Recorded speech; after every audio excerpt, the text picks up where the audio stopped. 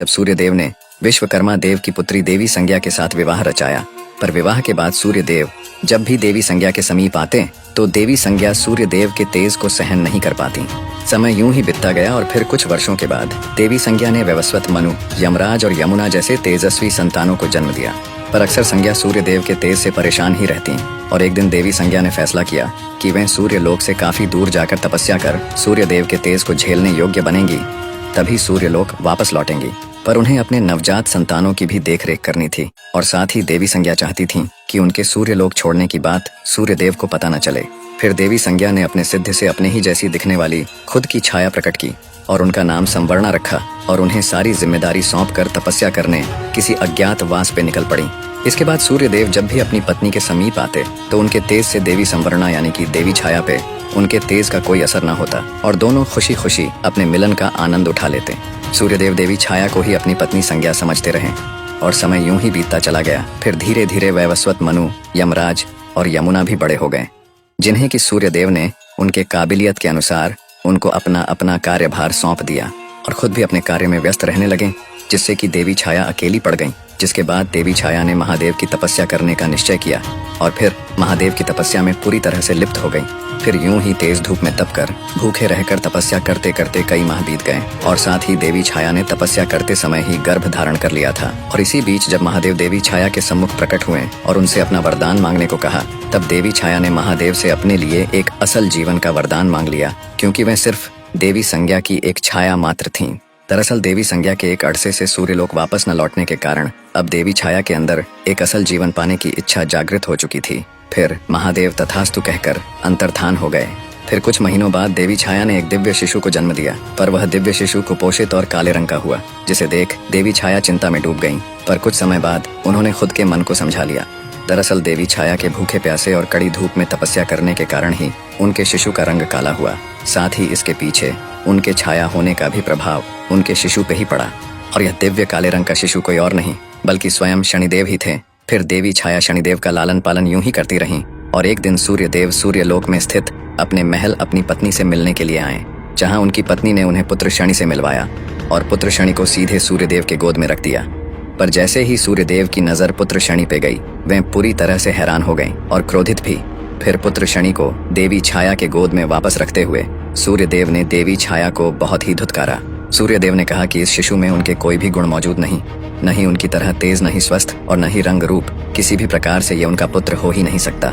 सूर्यदेव ने पुत्र शनि को अपना पुत्र स्वीकारने से साफ मना कर दिया और गुस्से में वहां से चले गए, जिसके बाद देवी छाया अत्यंत ही निराश हो गईं। और यही वो दिन था जब शनिदेव और सूर्यदेव के बीच शत्रुता की एक बड़ी शुरुआत हो चुकी थी। सूर्यदेव ने अब अपनी पत्नी छाया से दूरी बना लिया था। फिर समय बीतने के अनुसार शनिदेव अब थोड़े बड़े हो चुके थे और अकेली पड़ चुकी छाया का एकमात्र सहारा भी बन चुके थे। शनिदेव पैदाइशी ताकतवर थे और इसका एकमात्र कारण उनके गर्भ में होने के समय देवी छाया का महादेव के लिए तपस्या करना था। तपस्या के प्रभाव के कारण ही शनिदेव पैदाइशी ताकतवर थे। ताकतवर होने के साथ साथ वे थोड़े गुस्सैल और शरारती भी थे। बेहद कम उम्र होने के बावजूद भी उन्होंने कई गंधर्वों को युद्ध में अकेले ही परास्त कर दिया था, यहाँ तक कि देवताओं को भी टक्कर देने लगे थे। शनिदेव अपने गुस्से का प्रयोग अपनी ताकत के साथ मिलाकर किया करते और इसीलिए वे बड़े से बड़े गंधर्वों और देवताओं को अपनी ताकत का लोहा मनवा चुके थे। शनिदेव के बचपन से ही इतने कठोर बन जाने के पीछे उनके पिता सूर्यदेव के प्रति उनके मन में पल रहा क्रोध ही था और उस समय शनिदेव का एकमात्र लक्ष्य सूर्यदेव से भी ज्यादा शक्तिशाली बनकर उनके घमंड को चकनाचूर करना था।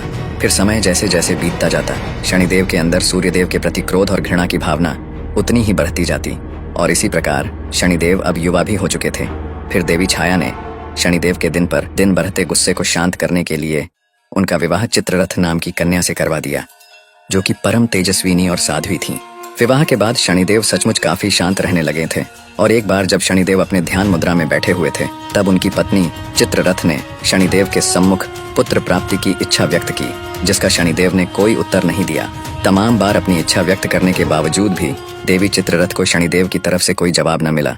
फिर देवी चित्ररथ को शनिदेव का यह व्यवहार अपमानजनक लगा और फिर देवी चित्ररथ क्रोध में आकर शनिदेव को श्राप दे बैठी। देवी चित्ररथ के श्राप के दौरान शनिदेव यदि किसी को मात्र सिर्फ देख भी लें तो उसकी तबाही निश्चित थी, यानी कि देवी चित्ररथ ने उन्हें किसी को नजर उठाकर न देखने का श्राप दे दिया। ध्यान मुद्रा से उठने के बाद शनिदेव को अपने भूल का आभास हुआ और उन्होंने अपनी पत्नी को मनाने की बेहद कोशिश की, जिसके बाद देवी चित्ररथ को भी अपनी गलती का एहसास हुआ। पर श्राप को निष्फल करने की शक्ति देवी चित्ररथ के पास न थी और फिर इस घटना के बाद से शनिदेव अपना सिर नीचे करके चलने लगे। फिर यह बात पूरे ब्रह्मांड में तेजी से फैल गई और यह बात असुरों के गुरु शुक्राचार्य को भी पता चली, जिसके बाद वे असुरों के सेनापति राहु के साथ शनिदेव के सम्मुख प्रकट हुए और शनिदेव के इस श्राप को अपनी शक्ति बनाकर देवताओं के खिलाफ इस्तेमाल करने की सलाह दी, जिसके बाद शनिदेव ने शुक्राचार्य को खुद के स्वार्थ के लिए दूसरों का इस्तेमाल न करने की सलाह देते हुए साफ मना कर दिया और शुक्राचार्य समेत राहु को वापस जाने की सलाह दे दी। इसी बीच देवी संज्ञा पृथ्वी से सूर्य देव के तेज को झेलने योग्य बनकर सूर्यलोक वापस लौट आए और फिर उन्हें अपने पीठ पीछे हुए सभी करतूतों का पता चल गया, जिसके बाद वे देवी छाया पे अत्यंत ही क्रोधित हुईं और सूर्यदेव को सब कुछ सच सच बता दिया। जिसके बाद सूर्यदेव ने तो देवी संज्ञा के ऊपर अपना क्रोध व्यक्त किया ही, साथ ही उन्होंने देवी छाया और शनिदेव को सूर्यलोक से निष्कासित और अपमान कर बाहर निकाल दिया। जिसके बाद शनिदेव और माता छाया पृथ्वी की ओर चल पड़े और एक घने व सुंदर से वन में निवास करने लगे।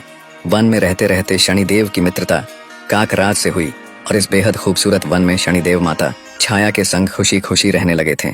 फिर समय बीतता गया और कुछ वर्षों के बाद सूर्यदेव को शनिदेव के इस निवास स्थान का पता चला, जिसके बाद वे शनिदेव के जान के दुश्मन बन बैठे और शनिदेव के निवास स्थान वाले वन में सूर्यदेव ने अपने मायावी तेज से आग लगा दी। जिसके बाद देवी छाया तो एक परछाई होने के कारण उस आग से बचकर बाहर निकल आईं, लेकिन शनिदेव उस मायावी आग के चपेट में पूरी तरह से फंस चुके थे और फिर देवी छाया मदद की गुहार लगाने लगी।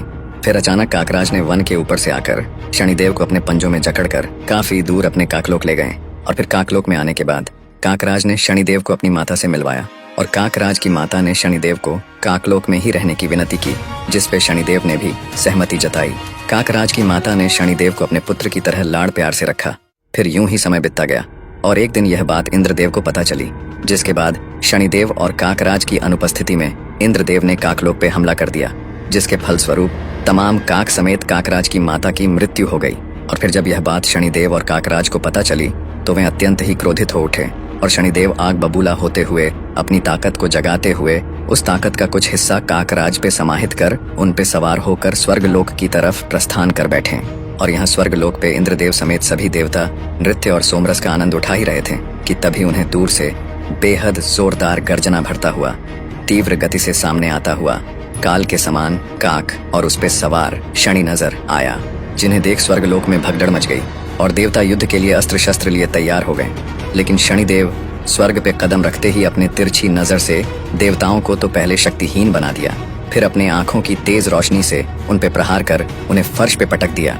इंद्रदेव समेत सभी देवता शनिदेव के सामने इतने कमजोर हो चुके थे कि वे अपने अस्त्र शस्त्र को भी उठा पाने में असमर्थ थे। फिर शनिदेव ने देवताओं के ही अस्त्र शस्त्र से उन्हीं को बुरी तरह से घायल करना शुरू कर दिया, जिसके बाद सभी देवताओं को स्वर्ग से किसी भी तरह अंतर्धान होकर भागना पड़ा। इंद्रदेव समेत सभी देवताओं ने शनिदेव के भय से कहीं दूर जाकर सूर्यदेव को याद किया और सभी सूर्यदेव से शनिदेव को जलाकर भस्म कर देने की विनती करने लगे। जिसके बाद स्वर्गलोक में सूर्यदेव का आगमन हुआ और सूर्यदेव ने शनिदेव को यह सब रोकने का आदेश दिया, जिसपे शनिदेव ने साफ इनकार कर दिया। फिर सूर्यदेव ने शनिदेव के ऊपर अपने मायावी घातक किरणों से प्रहार कर दिया, जिसे कि शनिदेव ने बीच में ही अपने आंखों की भयंकर ऊर्जा से तबाह कर दिया और साथ ही सूर्यदेव के ऊपर अपनी कुदृष्टि भी डाल दी, जिससे कि सूर्यदेव बिल्कुल ठंडे और काले पड़ गए, जिसके फलस्वरूप पूरे आकाश गंगा की रोशनी विलुप्त हो गई और हर जगह सिर्फ अंधेरा ही अंधेरा छा गया। जिसके बाद सूर्यदेव को भी स्वर्ग छोड़कर भागना पड़ा। फिर सभी देवता अपने बचे खुचे शक्तियों का इस्तेमाल कर किसी भी प्रकार पृथ्वी में स्थित कैलाश पहुंचे और महादेव के सम्मुख सारी बात बताकर रो पड़े। जिसके बाद महादेव ने तो सबसे पहले सभी देवताओं को उनके करतूतों के लिए फटकार लगाई और फिर स्वर्ग समेत देवताओं की शक्तियों को वापस दिलाने का भी भरोसा दिलाया। फिर महादेव ने अपने कुछ शिवगणों की टुकड़ियों को देवताओं के साथ स्वर्गलोक रवाना किया। जिसके बाद स्वर्गलोक पहुंचते ही देवताओं ने शनिदेव को युद्ध के लिए ललकारा, जिसके बाद शनिदेव युद्ध के लिए देवताओं और शिवगणों के आगे उपस्थित हुए और फिर शिवगण समेत सभी देवता एक साथ मिलकर शनिदेव के ऊपर टूट पड़े। जिसके बाद शनिदेव शिवगणों और देवताओं के प्रहार से बचते हुए काकराज के ऊपर जा बैठे और अपने कुदृष्टि का प्रयोग करके उन्होंने सबसे पहले तो शिवगणों को शक्तिहीन और सुस्त बना दिया, जिससे कि वे जमीन पे गिर पड़े। फिर शनिदेव ने अपने कुदृष्टि से इंद्रदेव और सूर्यदेव को वहीं मूर्छित कर दिया और यह देख बाकी देवता स्वर्ग लोक से अंतर्धान हो गए। फिर शनिदेव ने इंद्रदेव से देवराज का राज मुकुट छीनकर अपने पास रख लिया और फिर इंद्रदेव समेत सूर्यदेव को स्वर्ग में ही अपना बंदी बनाकर बंदी गृह में डाल दिया। और यहाँ अग्निदेव और वरुण देव समेत बाकी देवता स्वर्ग लोक से दोबारा से भागते हुए कैलाश महादेव के पास आ पहुंचे और महादेव को सारी बात बताते हुए उन्हें स्वयं स्वर्ग लोक चलकर शनिदेव को समाप्त करने की विनती करने लगे। इतना सुनते ही महादेव कैलाश से अंतर्धान हो गए और देवता देखते ही रह गए। और यहाँ स्वर्ग लोक पे शनिदेव पूरी तरह से अपना आधिपत्य जमा कर बैठ चुके थे एवं इंद्रदेव समेत सूर्यदेव को एक बड़ा दंड देने की तैयारी में जुट चुके थे कि अचानक स्वर्ग लोक में एक सैलाब सा आ गया। पूरा स्वर्ग थर्रा उठा। फिर आगमन हुआ देवों के देव महादेव का, जिसके बाद महादेव ने शनिदेव को यह सब रोकने का आदेश दिया, पर शनिदेव ने अपना सिर झुकाए हुए ही इनकार कर दिया। फिर महादेव ने शनिदेव को युद्ध करने को कहा, जिसके बाद शनिदेव अपने सम्मुख इतनी बड़ी शक्ति देख घबरा गए और जल्दबाजी कर बैठे। शनिदेव ने सीधा अपनी कुदृष्टि महादेव पर ही डाल दी, जिसके जवाब में महादेव ने अपने तीसरे नेत्र को शनिदेव की तरफ थोड़ी सी खोल दी, जिसके फलस्वरूप महादेव के तीसरे नेत्र से निकले थोड़े से ही ऊर्जा से शनिदेव का शरीर बीच से फट गया और वे बुरी तरह से घायल हो गए। फिर वे काफी ज्यादा तेज झटके से पृथ्वी की तरफ गिरते चले गए। शनिदेव के मूर्छित होते ही देवताओं की शक्ति वापस आ गई और यहाँ महादेव के त्रिनेत्र से निकले से ही ऊर्जा में इतनी ताकत थी कि शनिदेव स्वर्ग से नीचे की तरफ गिरते हुए पृथ्वी काफी तीव्र गति से पहुंच गए और तमाम पेड़ पौधों को ध्वस्त करते हुए एक पीपल के पेड़ में जा अटके। शनिदेव पूरी तरह से अधमरा हो चुके थे। ऐसा लगता था जैसे कि वे अब नहीं रहे, पर कुछ देर बाद उन्हें होश आया और फिर उन्हें महादेव के शक्ति का एहसास हुआ, जिसके बाद शनिदेव महादेव से काफी ज्यादा प्रभावित हुए और उन्हें अपना गुरु मानते हुए पीपल के पेड़ में वैसे ही पड़े पड़े महादेव की तपस्या में लीन हो गए। शनिदेव में इतनी भी ताकत नहीं बची थी कि वे थोड़ा हील भी सकें। फिर काफी वर्षों तक पीपल के पेड़ में ऐसे ही पड़े पड़े घोर तपस्या करने के बाद महादेव शनिदेव से काफी प्रसन्न हुए और महादेव शनिदेव की क्षमता और साहस से तो पहले से ही काफी प्रभावित थे।